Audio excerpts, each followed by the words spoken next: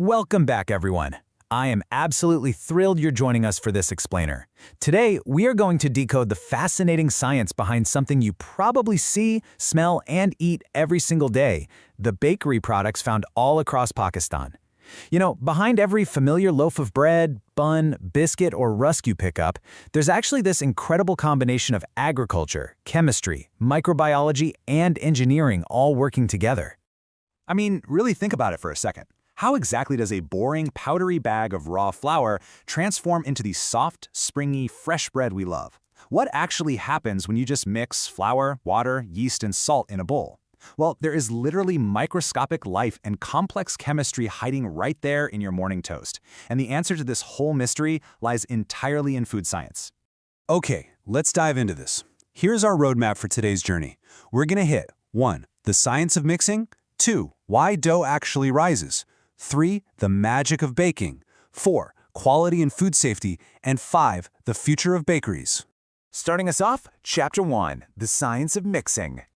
Now, what's really interesting about this slide is the star of the whole show, gluten.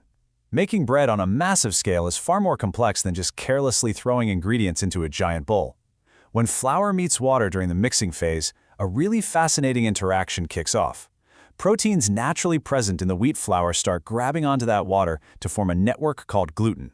Think of gluten as a super stretchy, flexible framework that gives dough its signature bounce and elasticity. So if we break this mixing process down chronologically, it's basically a three-step dance. First, we've got hydration, where the flour absorbs the water. Second, the specific wheat proteins, specifically we're talking about glutenin and gliadin here, begin to interact with one another. And third, they bond together to build that structural network. It's this precise mechanical and chemical process that lays the literal foundation for your loaf of bread. Right, so why is this stretchy foundation so absolutely crucial? Well, because strong gluten networks prevent the dough from simply spreading out flat like a sad puddle. The stronger and more suitable this dough structure is, the better it's going to hold its shape and trap gases later on. This is exactly why raw flour quality is a massive deal for commercial bakeries. If the flour can't build a strong gluten framework, you simply cannot make a good loaf of bread, period. Moving right along to Chapter 2, Why Does Dough Rise? Okay, so we've built our stretchy protein framework. Now, we're shifting gears from food chemistry to food microbiology. I want you to actively think about this process for a moment. Before that dough ever even touches a hot oven, it expands massively in size. What exactly makes that dough puff up like that? Where is all that extra volume coming from? The secret here? Yeast fermentation. Yeast is literally a living microorganism. As its input, this yeast goes to town consuming the available sugars in the dough. It metabolizes those sugars, and the output is that it essentially burps out carbon dioxide gas along with some amazing flavor compounds. And because we built that strong, stretchy gluten network we just talked about, those expanding carbon dioxide bubbles get trapped inside the framework, causing the dough to balloon and rise. You are literally watching microbiology happen right before your eyes. Now, this is definitely not some chaotic random process. Professional bakeries have to control this meticulously during what's known as the proofing stage. They are constantly monitoring crucial variables like temperature, time, yeast activity, dough composition, and humidity. If the fermentation time is too short, the dough won't develop enough volume or flavor.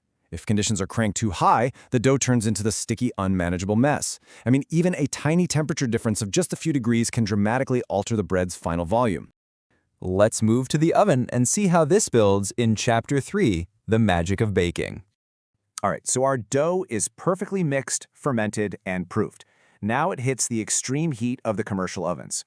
As the temperature skyrockets, yeast activity stops completely, and the proteins and starches undergo massive structural changes. But the real magic wand of food chemistry happening here is the Maillard reaction. This chemical reaction at the surface is what transforms pale, raw dough into a beautifully golden, aromatic, and deeply flavorful crust. It's a brilliant, delicious display of chemistry. And this brilliantly illustrates the sheer physics of baking. Have you ever wondered why a single slice of bread has two completely distinct textures happening at the exact same time? Well, the outer surface loses its moisture incredibly fast to the high heat, giving you that crisp crust and triggering that golden browning. But inside the loaf, the moisture is protected. It stays higher, so the internal structure develops into that pillowy, soft crumb. It's literally two entirely different physical environments reacting simultaneously. Next up, Chapter 4, Quality and Food Safety. So, okay, we've baked an amazing loaf of bread, but how on earth do commercial bakeries repeat this thousands of times a day? Producing bread commercially is not just scaling up a recipe you'd use in your kitchen. It requires rigorous, constant laboratory testing.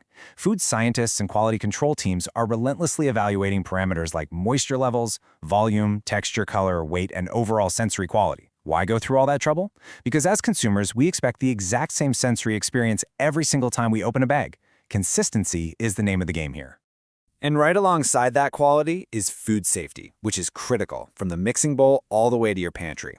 Commercial bakeries rely on strict, heavy-duty protocols like good manufacturing practices, advanced sanitation procedures, allergen controls, and HACCP-based systems. Because baked goods, especially soft breads, are high-moisture products, actively managing that moisture is absolutely vital to preventing microbial spoilage and ensuring the food stays perfectly safe to eat.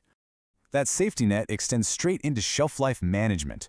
Once the bread is baked, it has to be cooled properly before it can even be sliced and packaged. Proper packaging is its final shield. It protects the delicate bread from physical damage, environmental exposure, contamination, and sudden moisture changes.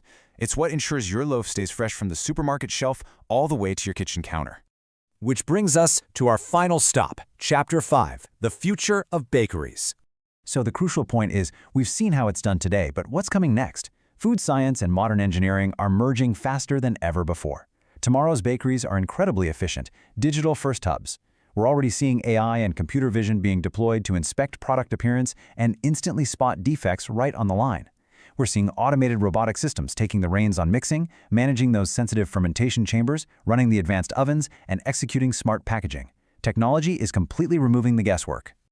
But hey, it's not just the machinery getting an upgrade, the food itself is evolving too. Food scientists and technologists are actively developing exciting new products to meet modern dietary demands.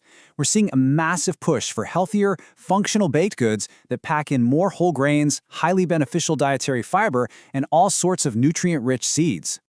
All right, let's zoom out and look at the whole shebang we just walked through. From raw agricultural wheat milled into flour, to the chemistry of the dough and the microbiology of yeast fermentation, to the magical heat transformation of baking, right down to the engineered packaging for you, the consumer. The next time you grab a slice of bread, just remember, it isn't just flour and water. It is an absolute marvel of science, operating in perfect harmony. And that wraps up our explainer for today. But you know, the world of food science is absolutely massive, and I want to know what you want us to decode next. What should we explore in our next explainer? Should we dive deep into the incredibly complex world of food packaging, or should we tackle the sweet science behind the sugar and confectionery industry? Drop your vote in the comments below, keep exploring the science in your food, and I will see you